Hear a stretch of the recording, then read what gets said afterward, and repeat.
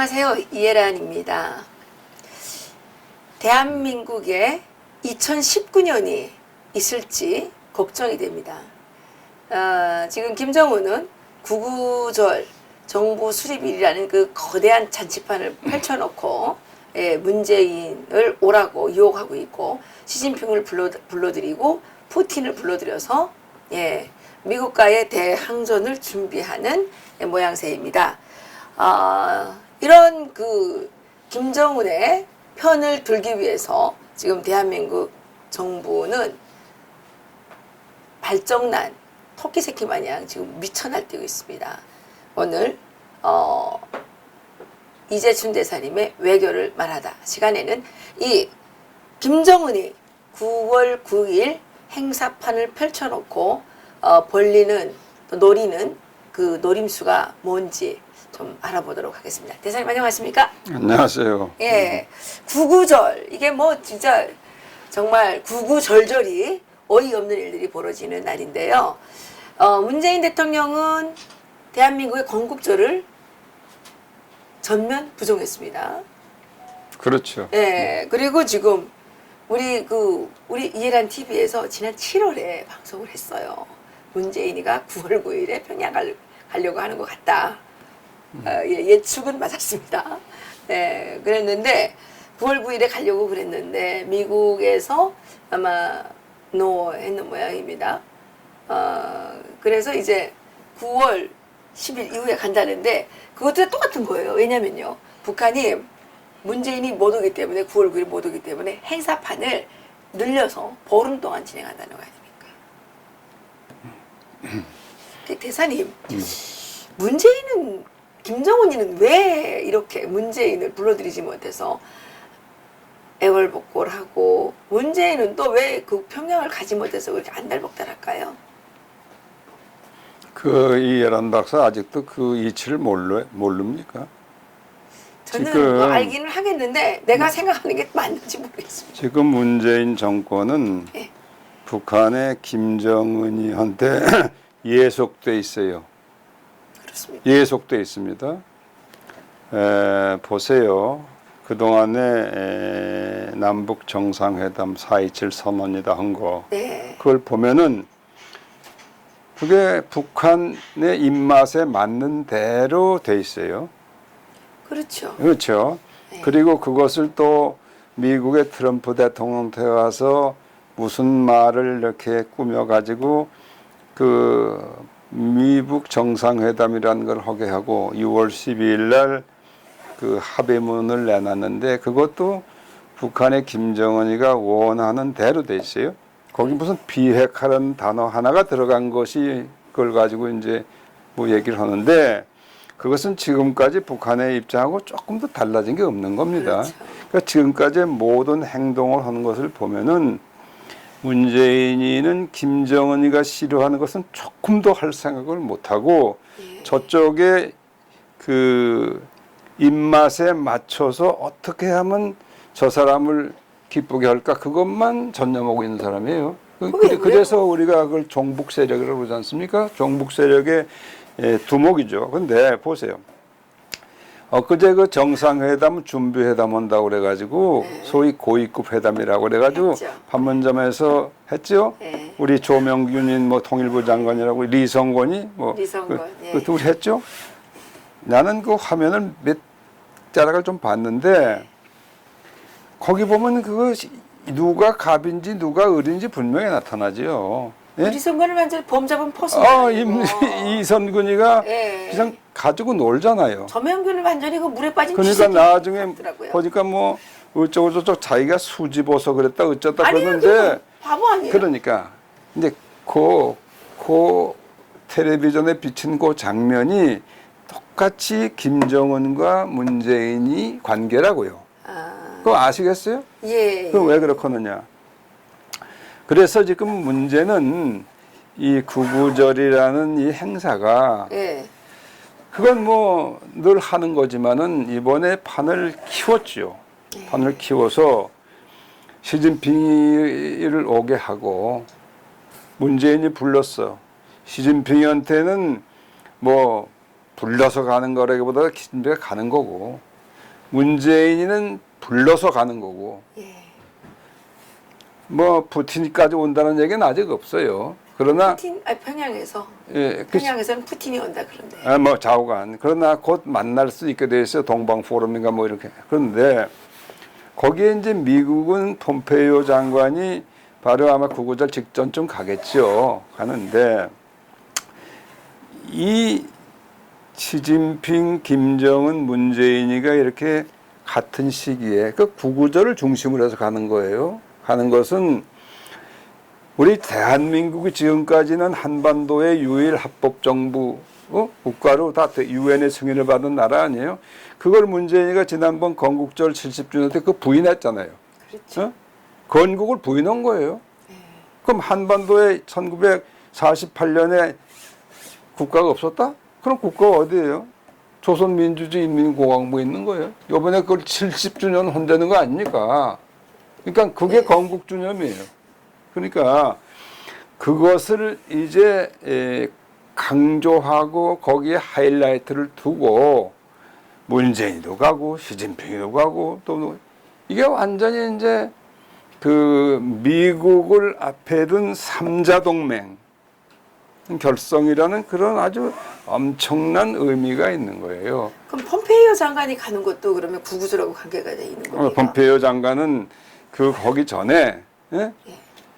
너희들 적어도 비핵화 이것이 선행되지 않으면은 남북 무슨 뭐 협력이다 어쩌다 하는 거 뭐 종전선언이다 평화협정 이거 다 안 된다.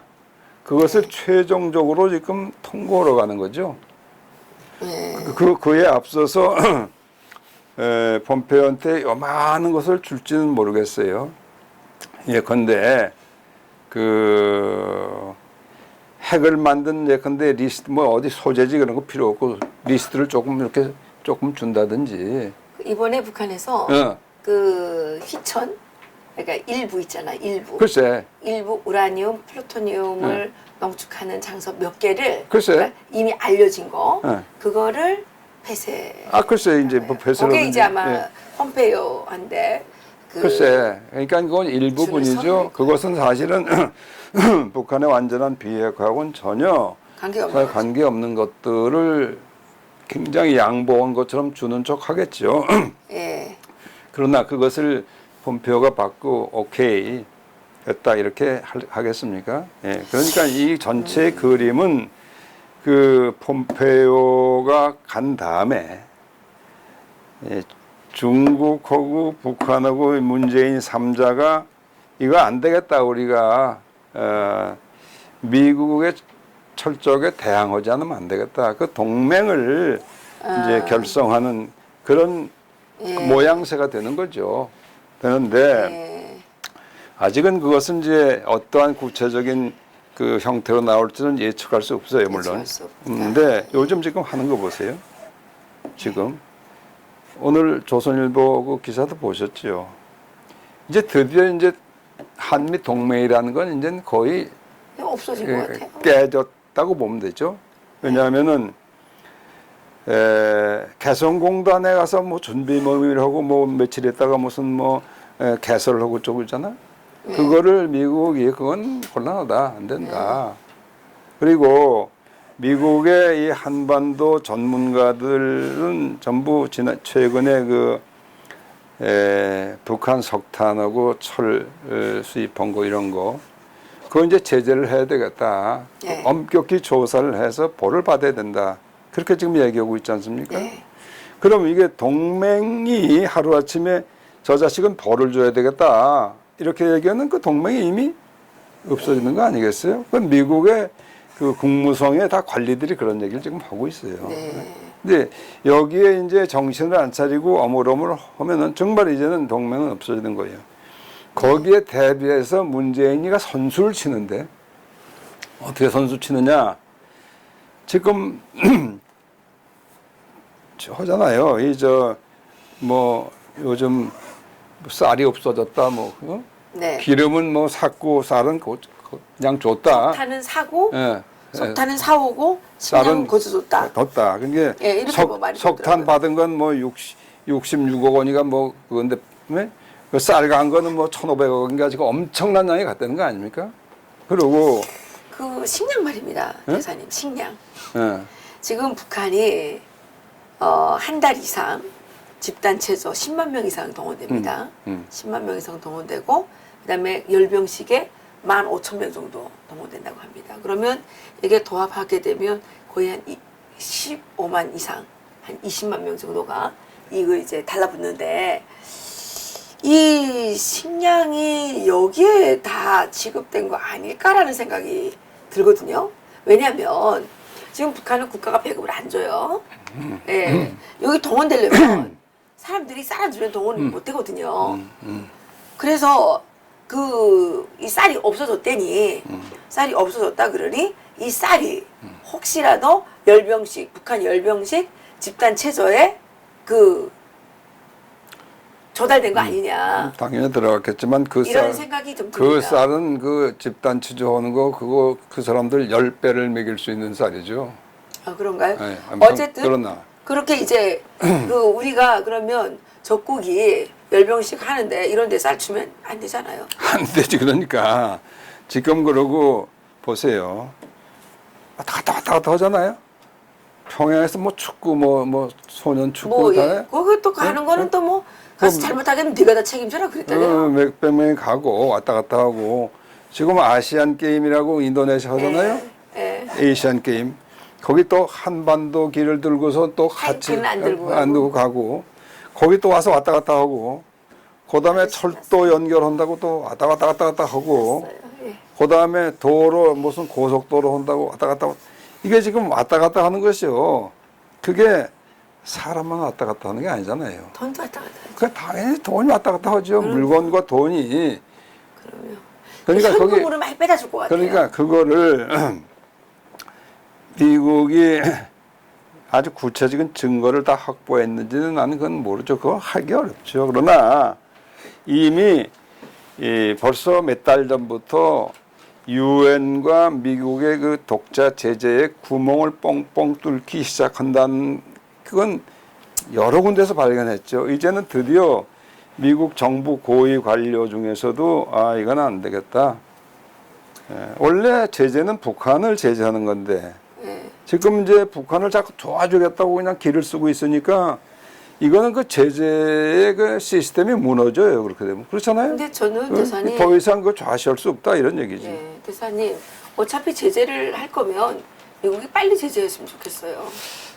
그런데 예. 미국이 빨리 제재. 그건 딜레마에 있죠. 미국은. 왜냐하면 근데 시간이 흐를수록 딜레마는 깊어지는 거죠. 그게 원래 그 화염과 분노로 시작된 그 소위 북한에 대한 그 물리적인 공격 이런 것 때문에 북한이 일단 뭐 남북 관계 어쩌고 저쩌고 올림픽을 실하라고 해서 했는데 이제 그것이 어떻게 된 게 이제 대화 국면으로 넘어가면서 미국의 그런 분위기가 지금 없어져 버렸단 말이에요.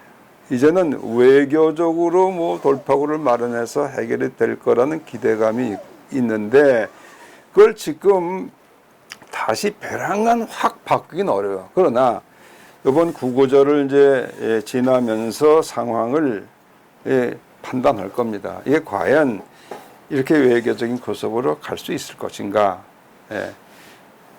그래서 그 판단은 조금 뒤에 나오겠죠. 그러나 아직까지도 북한이 비핵화를 완전히 할 의사가 조금도 없다. 이런 것이 확인되면은 그 확인되는 순간 미국의 북한에 대한 김정은에 대한 정책은 180도 바뀔 수밖에 없어요.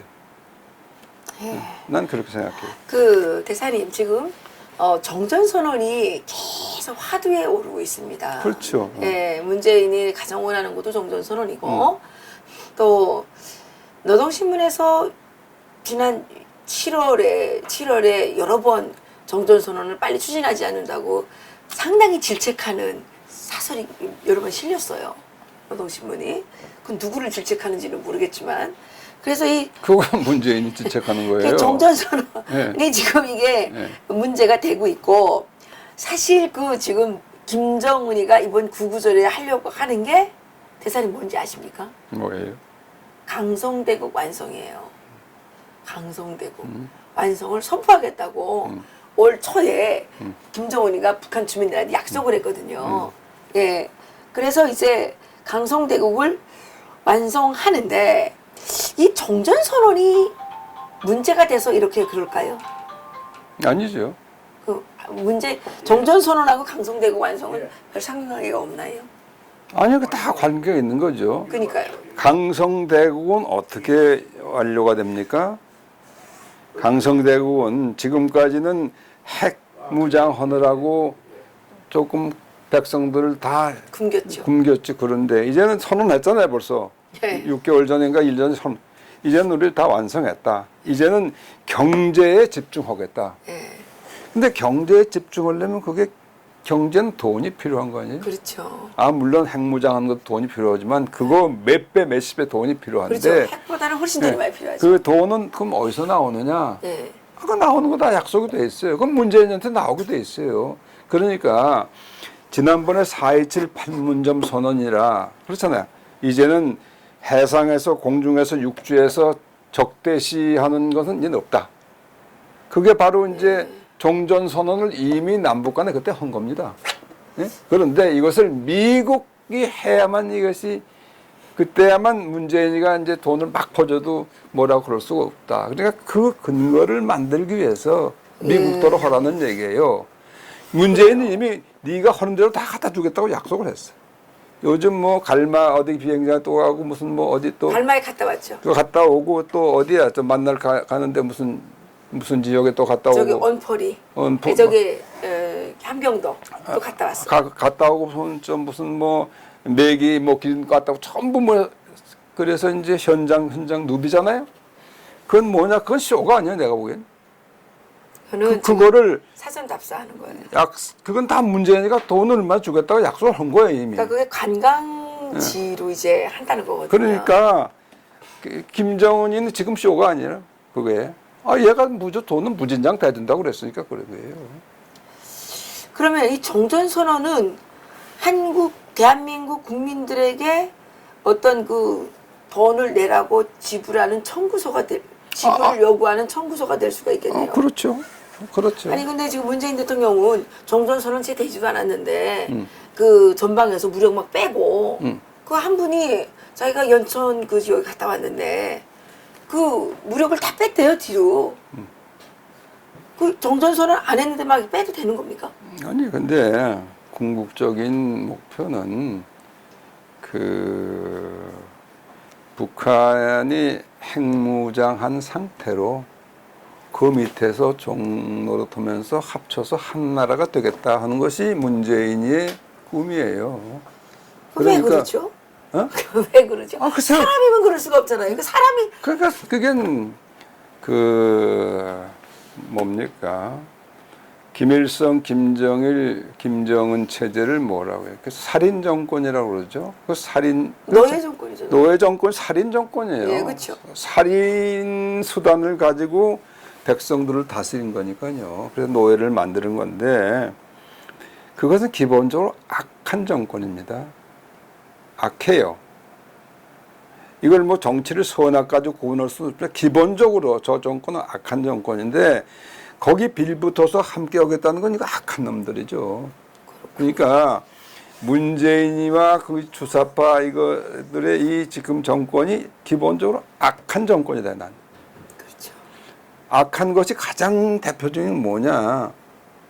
거짓을 진실이라고 우기는 거 이거 악한 거거든요. 근데 한국 사람들은 머리가 없어요. 근데 이런 악한 정권이 세력을 잡도록 백성들이 투표를 해줬으니까. 한국 사람들 머리가 없냐고요. 그러니까 글쎄 그러니까 뭐 개탄에 맞이 하는데 이제 지금 와서 조금 후회들 하겠죠. 그러나 별로 후회 안 한대요. 문재인 잘하고 있는데 왜 그러냐. 그럼 뭐 내버려 두죠 뭐. 그 애매한 도깨비 똑돌이 치운다고 이게 우리까지 같이 죽게 생겼으니까 문제죠. 그래서 뭐 김정은이와 문재인의 기본적인 정체성은 바로 이 악한 데 있는 거예요. 아니 그러니까 문재인이 문재인을 좋아하는 사람은 다른 나라에서 이렇게 갈라서 살았으면 좋겠어요. 그 뭐 동서로 나누든 남북으로 나누든 또 악한 예, 왜 우리- 악한 것을 정책으로 해? 이거는 권력을 갖기 위해서 그런 거예요. 백성들을 다 속여가지고 권력을 계속 유지하기 위해서 그런 거예요. 그 대사님 지금 누구죠? 저기 김정은이가 유엔 총회에 뭐 갈 것 같다는 얘기들이 계속 나오는데 참가할 가능성은 몇 %나 됩니까?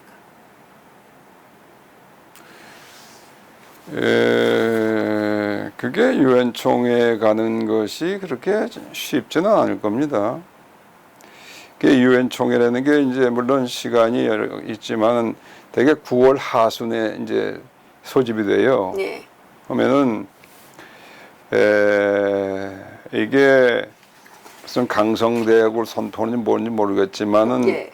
그게 시진핑이 가고 문재인이 가고 뭐 또 폼페이오 오고 뭐 또 소련 러시아하고 또 해서 극동 포럼에 가든 안 하든 뭐 여러 가지 걸려 있는데 그것을 다 해서 유엔 총회까지 가서 그 193개국이 모인 그 총회에 가서 한다는 그거 우선 물리적으로 일정이 벅차고 예. 그런데 가는 것은 대개 그 유엔 회원국들의 환영 분위기가 있어야 된다고요. 네. 예? 그런데 지금 193개 전 회원군이 유엔 안보리 그 결의에 따라서 제재를 북한에서 모든 제재를 하고 있는데 그 북비핵화가 아직 시행 첫 단계에도 안 들어간 상황에서 김정은이가 거기서 휴지 입고 가서 연설한다? 그건 상식적으로 있을 수 사실 없어요. 거기 간다면은 만일 그건 뭐 세상이 그 발칵 뒤집어지는 거죠. 아 그래요? 네. 그러면 이 유엔 총회 참석 가능성은 희박하다. 문재인은 가나요? 문재인이 가겠죠. 당연히 우리 문재인 또 이번에 가서 촛불혁명도 또 와 무슨 소리 할지 작년에 모르지. 또 촛불혁명 또 들었잖아요. 아이고 그 촛불혁명 그게요. 그리고 6.25가 내전이라면서요. 그건 대한민국의 국격을 아주 완전히 땅바닥으로 들은 거고. 그렇죠. 예? 대한민국이 민주주의 국가라는 걸 자유민주주의 시장 그런 소위 그 자유진영의 그 가치관 위에 세워졌다는 걸 부정한 거거든요. 촛불혁명을 했다는 거. 그리고 그건 유엔을 모독한 겁니다. 사실은. 예. 그 사람이 그 연설하면서 촛불혁명의 유엔 정신하고 딱 맞아 떨어진다. 그따구 소리. 맞아요. 아니 유엔이 그러면 촛불혁명이 된단 말이에요. 그러니까 그분이 이 어휘 해석 능력이 좀 없는 아니 것 같아요. 그러니까 그걸 어떤 놈이 저 연설문을 써든지 모르지만은 아니 써줬다 그래도 그걸 보고서 글쎄. 자기가 틀리면 안 읽어야지. 글쎄 그러니까 이건 뭐 그때부터 유엔에서의 문재인에 대한 평가는 뭐 문재인 개인에 대한 평가만 그래 떨어졌으면 난 뭐 모르겠는데 대한민국이라는 거 그러니까 이게 이 우스운 나라가 돼버렸죠. 아니, 그러니까 문재인은 어휘 해석 능력이 좀 떨어지는 것 같아요. 초등학교 국어 수준은 되나? 아 모르겠어요. 막 근데 대통령 뽑아놨으니 어떻게? 아니 근데 그게 신기해요. 대한민국의 대학 입시율이 84%라고 이제 그 전에 얘기를 들은 바 있는데 어쨌든 80% 이상이잖아요. 거의 다 대학 가잖아요. 거기다 그냥 대학만 갑니까? 요즘은 기본으로 석사는 다 나오잖아요. 거기다 박사가 얼마나 많습니까?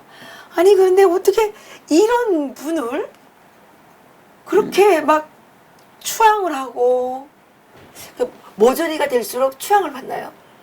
아, 글쎄 난 모르겠는데 그래도 뭐 엊그제 무슨 그 드루킹 그거 김경수 그것도 뭐 그냥 뭐 이렇게 하고 다 끝나는 것처럼 하고 그런데 그걸 봐도 문재인이라는 사람이 대통령이 된 게 정상적으로 된 게 아니잖아요. 그 서울법대 나왔던데 그 검사가 그 판사가 그러니까 그게 다 박근혜 구속시키고 다 그런 놈 아니에요. 이명박 대통령 그 구속영장을 구속 그 판결을 내렸던 사람이거든요. 아 글쎄 뭐 좌우간. 예. 그러니까 뭐 박범석. 지금 드루킹 뭐 그거는 다 이거 그때 대선 이거 완전히 이건 뭐 이상하게 된 거구나. 그런 게 다 우리 국민들 다 기본적인 인식인데 그건 아니라는데 뭐. 근데 그 판사가 서울대학교 나왔잖아요. 서울대 법대. 그러니까 그럼 서울대 법대의 지능을 우리가 좀 의심해봐야 되는 거 아닙니까?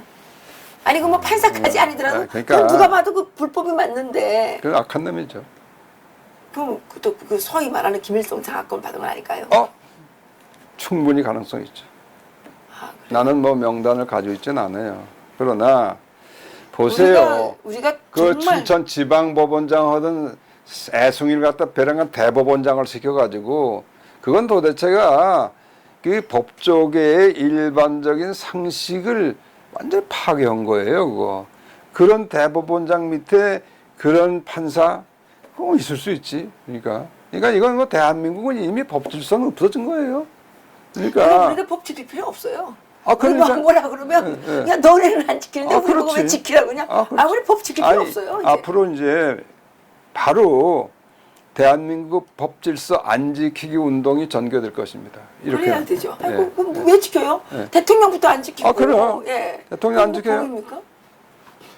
아니 무슨 놈의 대통령이 뭐 물가가 뭐 이렇게 해서 어저께 뭐 그걸 했다면서 예, 무슨 회의. 경제 뭐 예, 그러니까 회의했는데 또 뭐 하나 지시했다고 돼. 예. 예?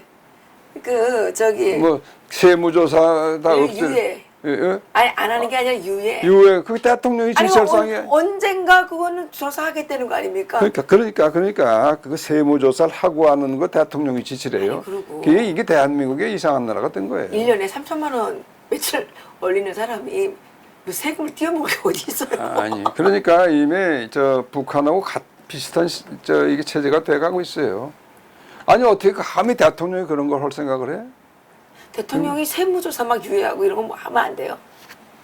그게 법 절차에 따라 하는 거지. 그게 왜 그렇죠? 느닷없이? 대통령이 막 아무거나 막 하라고 그러면 안 되지. 아니 대통령이 왕정국가도 아닌데. 이해란이 뭐 이해란 TV에서 이상한 소리 하는데 저 사람 가둬라 그러면 가둡니까? 아니 앞으로 지금 가두잖아요. 지금 이제 그런 시대가 지금은 자꾸 가두잖아요. 글쎄 그렇게 오고 있어요. 예, 법으로. 그러니까 이거를 우리가 이제는 잠에서 깨어난 국민들이 거의 정권에 대한 불복종 운동을 이제 아주 대대적으로 전개해야 되는 거예요. 저기 토요일 날 안희정 씨를 왜 무죄했잖아요. 그래가지고 거기 그럼 민주노총이 나왔던데 그거 왜 그래요? 거기서 또 다 들고 나와가지고 뭐 무슨 못 살겠다 박살내자 못 살겠다 박살내자 이거 이제 피켓 들고 나왔던데요. 그러니까 지금 이제 전반적으로는 국정이 아주 문란해졌죠. 무질서 해야 되고 이거는 그 정권이 자초한 것이죠. 그렇죠. 이제 대통령도 법을 안 지키고 이제 각자가 다 총을 소지하고 다니다가 이게 상식이 안 맞으면 그냥 싹 갈겨야 되는지 모르겠어요. 네. 이제 수제 권총을 좀 제작을 하면 돈 벌지 않을까요? 마음에 안 들면 좀 다. 그러면 유엔 총회 참석 가능성은 대사님은 참석하면 안 된다. 이거는 유엔의 지탄을 받을 것이다. 이런 말씀이시네요. 그리고요, 대사님 이거는 좀 외교하고는 별로 좀 관계가 없지만 지금 소득 주도 성장이라는 거를 지금 하고 있지 않습니까? 그 소득 주도 성장을 하면서 장하석 씨가 기다리라고 그랬어요. 근데 우리가 보기에는 북한에서 김일성이가 맨날 이 밥에 고기 꼭 먹여주겠다고 맨날 기다리라고 그래서 북한 사람들 50몇 년을 기다리다가 김일성이 죽을 때 300만 명이 따라 죽었어요. 근데 이거 우린 지금 막 당장 힘들어 죽겠는데 계속 기다리라고 그러는데 이거는 제대로 하는 겁니까? 이거 뭡니까? 이거? 나는 뭐 경제 논리를 잘 몰랐는데 지금 문제는 경제는 살아서 움직이는 거죠. 예. 경제는 기본적으로 대한민국의 경제 체제는 시장 경제 체제였단 말이죠. 그렇죠. 근데 그것을 이 소위 주사파들이 들어가 가지고 그게 아니고 인민 민주주의 경제 체제로 바꾸고 가는 거거든요. 지금. 그러니까 거기서 여러 가지가 이제 나오는데 예컨대 지금 뭐예요? 지금 실업 대란 아니야 지금 실업자 대란 아니야. 그쵸. 예? 지금 그저 63분의 1이 취직했대요. 일십 5천 명이 뭐 증가한 건 나타났는데 그거 30만 명씩 증가해야 된다는 거 아닙니까? 그렇죠. 63분의 1이 예, 취직을 글쎄 했대요. 그런데 그런 경제가 지금 비상 체제인데 그 왜 그런 비상 체제에 돌입했느냐? 뭐 이해찬이 같은 놈은 무슨 이명박 박근혜 때 그 잘못해서 그랬다고 이건 놈도 아닌 것은 정말 나쁜 놈들이 하는 얘기인데. 그 노무현 때 망한 거 이명박이가 살린 거 아니에요? 아, 그렇지. 그런데 그걸 따지고 보면은 그 시장 경제를 무시해서 이런 부작용이 나는 거거든요. 그런데 지금 그것은 그 현실 실물 경제를 그래도 알만한 지금 그 부총리가 누구 있죠? 김동연. 예. 그 사람은 역시 이걸 조금 수정해야 된다 이런 얘기를 하는 거 같고. 근데 이런 지하에 장하성은 아니야 조금만 좀 참자. 예? 이 자식은 그냥 그 무시하는 거지 그러니까. 나는 그렇다고 뭐 누구 손들어 죽을 건 아니지만 기본적으로는 이 시장 경제 체제 하에서 우리가 70년 동안을 이렇게 익숙해진 이 체제를 대통령이 되자마자 그걸 확 바꾸겠다고 그러는 이놈들이 나쁜 놈들이고 무식한 놈들이고 그 그렇죠. 책임이 있는 거예요. 그러니까 이거 이제 그 논쟁을 자꾸 하면서 그러면 시장은 자꾸 이제 이상하게 되는 거죠. 시장 경제가 없어지면 결국 북한처럼 되는 거죠. 결국은 그렇죠. 그렇게 가는 과정이 있어요, 지금. 어쩌면 이제 국가가 비빔밥 가격도 정해줄 것 같고 그렇게 되는 경우에 그 야매로 이제 비빔밥을 사 먹는데 비빔밥 한 그릇에 10만 원을 지불해야 되는 때가 오지 않을까 싶어요. 지금 왜냐하면 채소값이 3배 올랐어요. 3배가 아니에요. 아, 그러니까 채소값이 우리가 지금 사는데 아니 내 얘기 들어봐요. 네. 내가 엊그제 네. 와이프하고 마트에 가서 네. 거기 뭘 사면 시금치 난 시금치를 꼭 먹어야 되네. 네. 그게 시금치 한 단에 2,000원 그렇게 했는데 네. 보니까 근데 21,000원이 붙었어. 그게 말이 돼? 10배 올랐네. 10배가 더 올랐어. 어떤 건 10배 올랐어요. 그랬더니 그래서 왜 이렇게 비싸냐고 이제 와이프가 그러니까 아유 안 사면 되잖아요 그러더라고. 그러니까 물론 북한하고 똑같은 거예요. 못 샀지 그거. 어떻게 시금치만 한 단을 갖다 2만. 그러니까 우리도 물가가 물론 다 올랐어요. 다 올랐는데. 그러니까 비빔밥을 우리 지금 8,000원 받는데 음. 이게 물가가 10배 뛰잖아요. 그럼 8만 원 받아야 된다는 논리가 그렇지. 나오잖아요. 그렇죠. 예? 예. 그러면 이제 비빔밥 한 그릇에 10만 원 줘야 될지도 몰라요. 그래서 엊그제 그 어느 청년이 김도훈이란 청년이 그 얘기하는 거 들었죠. 예. 예. 최저임금 올렸다고 그러는데 물가가 더 뛰면 그 올린 게 무슨 상관이 있느냐. 그렇죠. 물가는 최저임금 12% 오르는데 물가는 그 30% 오르면 어떻게 되느냐. 더 못 사는 거지. 그러니까. 이 미친놈들아 그렇게 얘기를 하는데 그게 딱 맞는 얘기죠. 그러니까요. 북한에서 한 달 월급이 식량 쌀 한 킬로 값이거든요. 예, 우리가 뭐 100만 원을 그러니까 월급을 1,000만 원 받는다 칩시다. 그러면 비빔밥 한 그릇에 10만 원씩 주게 되면 월급 1,000만 원 받는 게 무슨 필요가 있겠냐고요. 그렇죠. 예. 그래요. 제가 보기에 이 주사파가 하는 청와대 경제가 북한은 수령 경제라고 그러거든요. 수령 경제. 수령이 다 지시하니까. 그럼 북한의 수령 경제하고 비슷해 보여요. 대사님 어떻게 생각하세요? 비슷한 쪽으로 가고 있죠. 예. 예. 아니 왜냐면 걔네들이 사모하는 게 북한이니까. 문재인이 머릿속에는 딱 북한밖에 없으니까 걔는. 그럼 북한과 살면 되지 왜 우리 보고 못 살게 그래요? 글쎄 그러니까 그런 놈을 뽑은 게 잘못이지 왜 자꾸 그래. 뽑은 사람들을 다 뽑아다가 어디 다 따로 이제 그래. 문재인 보고 따로 했으면 좋겠어요. 그 정도 합시다. 이거 가지고 뭐 속상해서 여기서 이 미치겠어. 박사고 나하고 논쟁한다고 해서 문제 해결되는 게 아니니까. 아닌데. 어쨌든 주사파 청와대 경제가 지금 한국 경제를 지금 이 구렁텅이로 지금 웅덩이로 깊숙이 밀어놓고 있는 것 같습니다. 그 이유는 북한의 수령 경제를 따라하기 때문인 것 같은데요. 북한의 이 수령 경제가 수백만 명의 아사자를 냈다는 사실, 우리 국민들이 명심했으면 좋겠습니다. 어쨌든 지금 대한민국은 주권국가답지 않게 김정은 이 공산 노예 왕족 깡패의 소나기에서 지금 이 장기적 놀아다듯이 놀아나고 있는데 예, 우리 국민들이 빨리 정신 차리지 않으면 예, 여러분들의 그 생존권은 물론이고 여러분들의 운명이 아주 예, 어려워질 거라는 거 예, 다시 한번 예, 말씀드립니다.